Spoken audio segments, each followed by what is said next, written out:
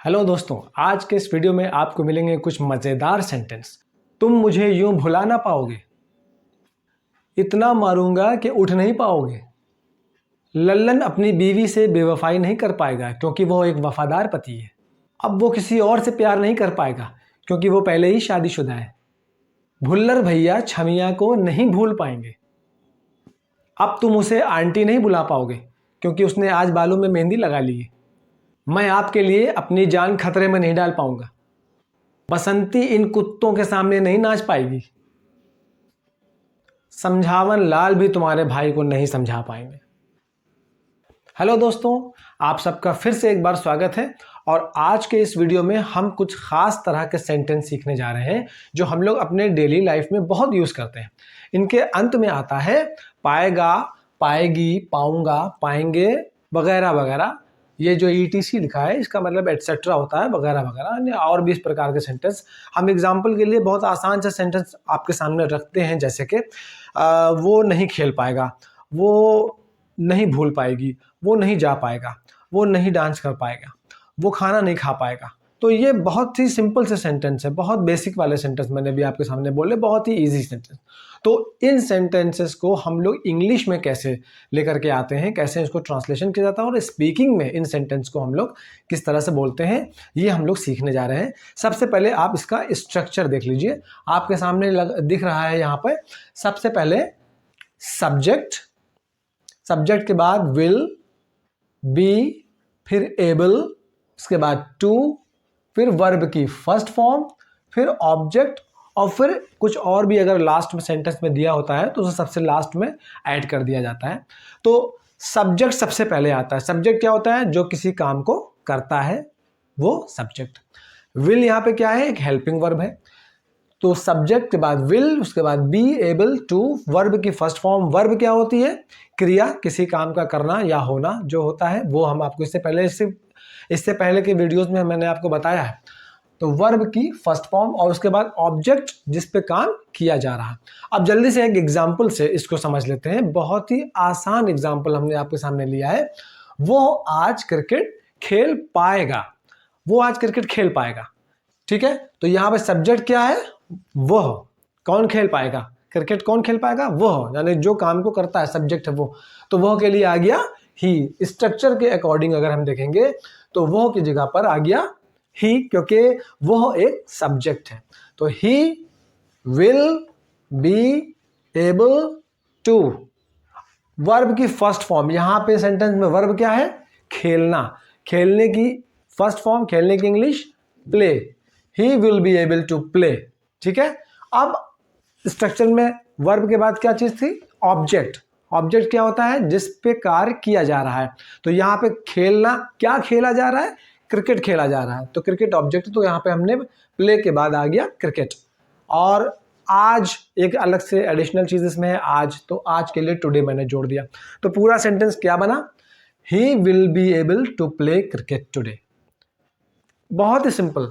Subject, will be able to, verb की first form, फिर object, और कुछ भी एक्सेट्रा लास्ट में जुड़ा हो उसको आगे बढ़ा देते हैं। He will be able to play cricket today. ठीक है, अब इसी सेंटेंस को जब हम नेगेटिव में जाते हैं, एक ज़रूरी बात आपको मैं बता दूं, सेंटेंस 3 प्रकार से हम लोग ने पढ़ा है। हमने इससे पहले टेंस का वीडियो आपको दिया था। अगर आपने अभी भी ना देखा हो तो ये टेंस का वीडियो आप लोग ज़रूर देखें। डिस्क्रिप्शन में मैं इसका लिंक दे दूंगा। ये टेंस में आप जब देख लेंगे आप जान लेंगे 3 प्रकार से हम लोग वाक्य को बोलते हैं: अफर्मेटिव, नेगेटिव, इंट्रोगेटिव। बिल्कुल साधारण वाक्य जो हम लोग सीधे सीधे बोलते हैं अफर्मेटिव। जो नकारात्मक वाक्य होते हैं वो नेगेटिव कहलाते हैं, जिनमें नॉट का यूज करते हैं हम लोग। और इंट्रोगेटिव जब हम कोई सवाल पूछते हैं। यानी एक ही बात देखिए 3 तरह से। यहाँ पे एग्जाम्पल, इसी एग्जाम्पल को ले लेते हैं। वो आज क्रिकेट खेल पाएगा, वो आज क्रिकेट नहीं खेल पाएगा, क्या वो आज क्रिकेट खेल पाएगा, यानी कि सवाल, क्या वो आज क्रिकेट खेल पाएगा। तो अफर्मेटिव, नेगेटिव और इंट्रोगेटिव। तो अफर्मेटिव के लिए आपने देख लिया। अब हम नेगेटिव में यही चीज को अगर देखेंगे तो बहुत ही इजी, बहुत ही आसान। ये जो विल और बी है, इन दोनों के बीच में हमें क्या लगा देना है? नॉट। वो आज क्रिकेट नहीं खेल पाएगा। ठीक है, वो आज क्रिकेट नहीं खेल पाएगा। He will not be able to play cricket today, same sentence है, यानी विल और बी के बीच में क्या आ जाएगा, नॉट।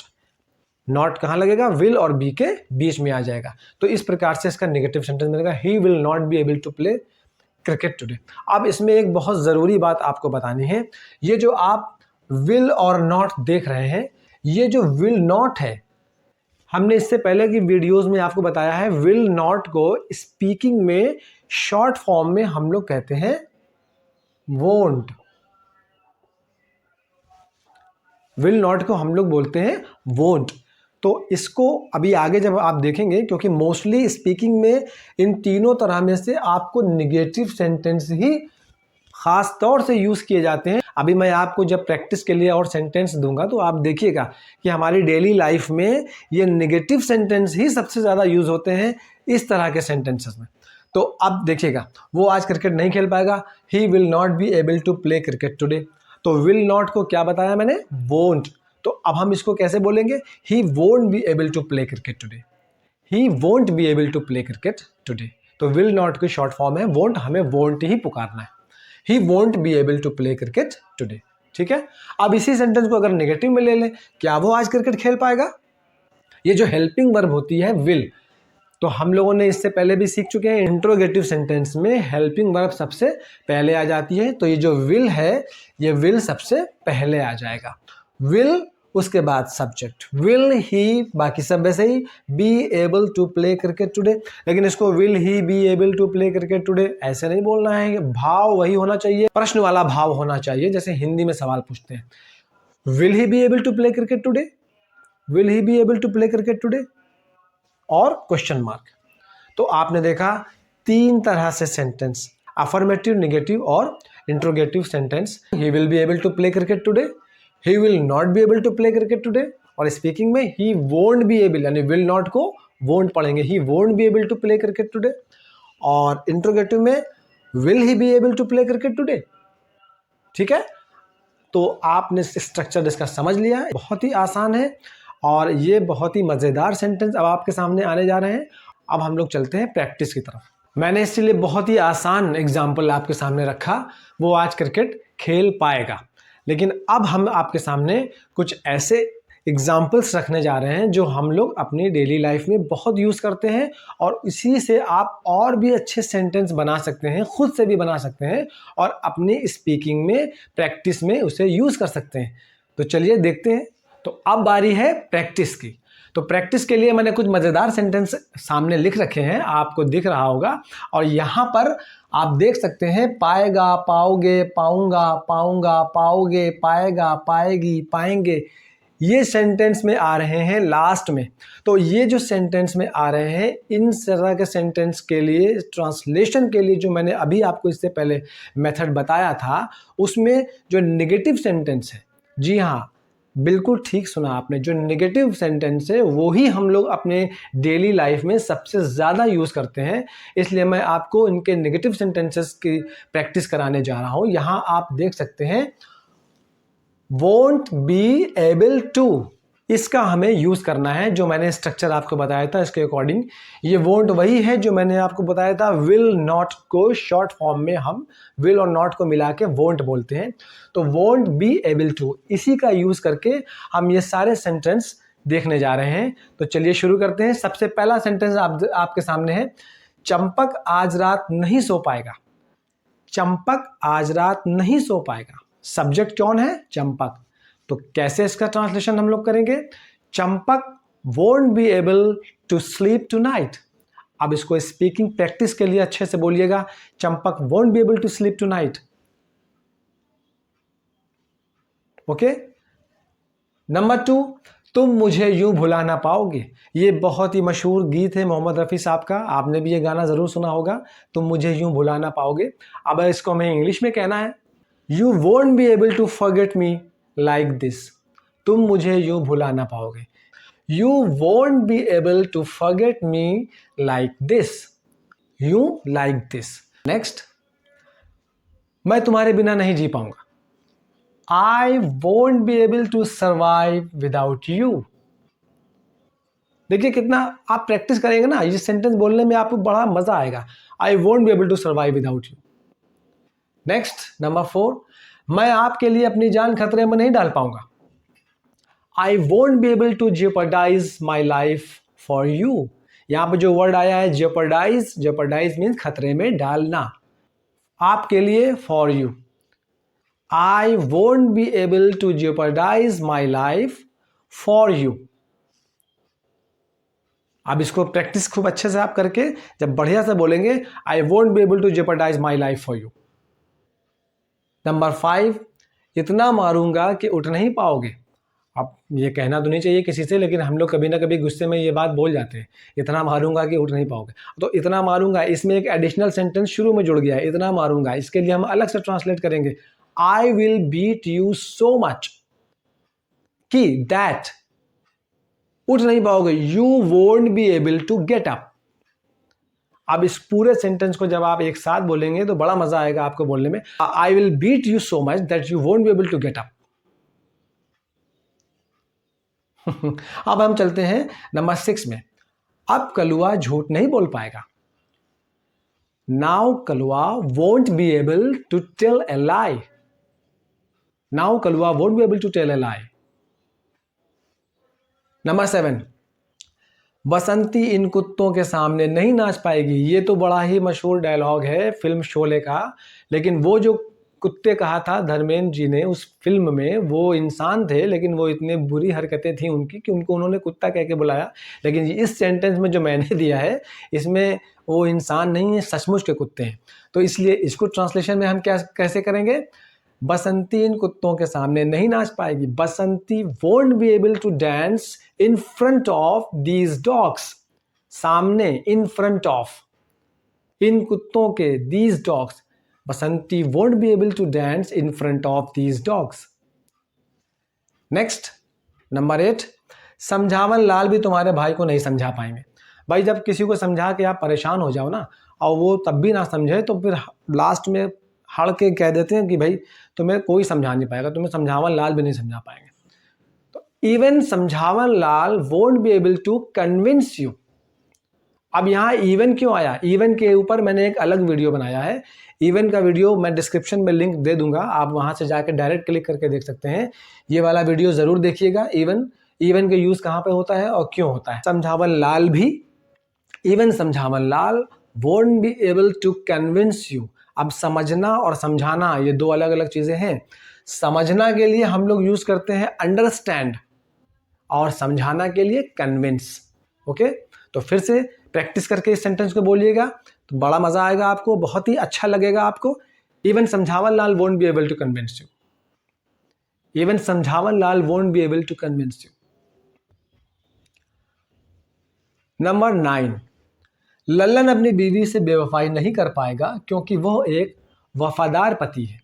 अब इसमें सेंटेंस को थोड़ा मज़ेदार बनाने के लिए कुछ लास्ट में रीज़न जोड़ दिया जाता है। इसमें कुछ लास्ट में रीज़न जोड़ दिया।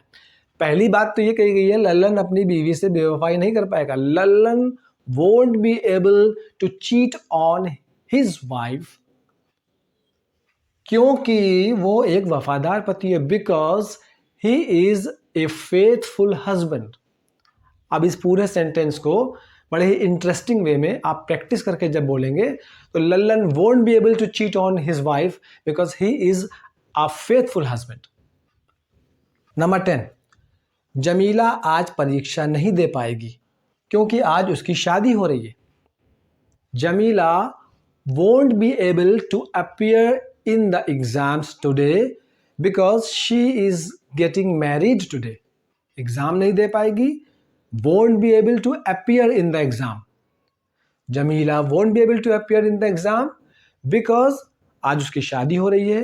Today she is getting married. She is getting married today. ये भी कह सकते हैं। ओके, नेक्स्ट 11, टिल्लू आज किसी से झगड़ा नहीं कर पाएगा क्योंकि आज उसका उपवास है। कुछ लोग दिखावा करते हैं इस प्रकार का, आज लड़ाई नहीं करेंगे, आज मेरा मन नहीं है, तो उनके लिए भी बड़ा इंटरेस्टिंग सेंटेंस है। Tillu won't be able to fight with anybody because today he is fasting. Number 12, माफ कीजिएगा मैं अपने पेशे से गद्दारी नहीं कर पाऊंगा। ये तो एक डायलॉग है जो फिल्मों में बहुत बोला जाता है। माफ कीजिएगा मैं अपने पेशे से, विलन कहता है ना हीरो से कि आप को मेरे लिए ये काम करना है, ये गलत काम करना है, तो या हीरो से या किसी भी कैरेक्टर से, तो वो कहता है ना माफ़ कीजिएगा मैं अपने पेशे से गद्दारी नहीं कर पाऊंगा।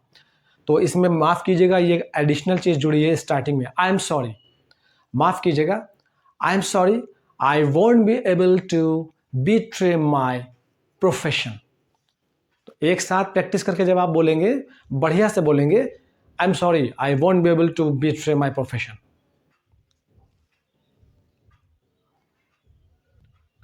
नाउ नंबर 13, अब वो किसी और से प्यार नहीं कर पाएगा क्योंकि वो पहले ही शादीशुदा है।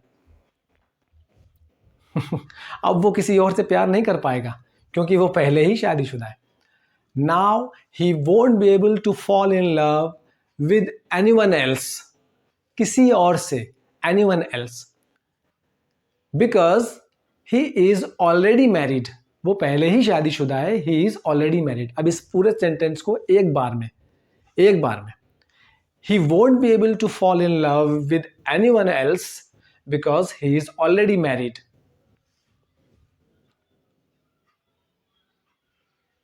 नंबर 14, भुल्लर भैया छमिया को नहीं भूल पाएंगे। अब भुल्लर भैया छमिया को नहीं भूल पाएंगे, भुल्लर भैया won't be able to forget Chhamiya, very simple, Bhullar भैया won't be able to forget छमिया। अब इसमें से आप भी सेंटेंस बनाइएगा प्रैक्टिस के लिए, बढ़िया से बढ़िया सेंटेंस बनाइएगा। मैं उसे नहीं भूल पाऊंगा, I won't be able to forget her, ठीक है, खूब बढ़िया से सेंटेंस बनाइएगा। और लास्ट सेंटेंस, अब तुम उसे आंटी नहीं बुला पाओगे क्योंकि उसने आज बालों में मेहंदी लगा ली है। होते हैं ना लोग एज छुपाने के लिए मेहंदी लगाते हैं, आजकल का टाइम में ज़्यादातर लोग मेहंदी यूज़ करते हैं। अब तुम उसे आंटी नहीं बुला पाओगे क्योंकि उसने आज बालों में मेहंदी लगा ली है। Now you won't be able to call her auntie because she has applied myrtle to her hair. Now you won't be able to call her auntie because today she has applied myrtle to her hair. उम्मीद है video आपको पसंद आया होगा। अगर video पसंद आया है तो इसको लाइक कीजिए, शेयर कीजिए, और चैनल को सब्सक्राइब नहीं किया है तो चैनल को सब्सक्राइब कीजिए। मिलते हैं आपसे अगले एक और इंटरेस्टिंग वीडियो में। आपकी राय और आपके जो कमेंट्स हैं वो हमारे लिए बहुत इंपॉर्टेंट है, वो कमेंट बॉक्स में ज़रूर दीजिएगा। मिलते हैं आपसे अगले वीडियो में, तब तक के लिए गुड बाय।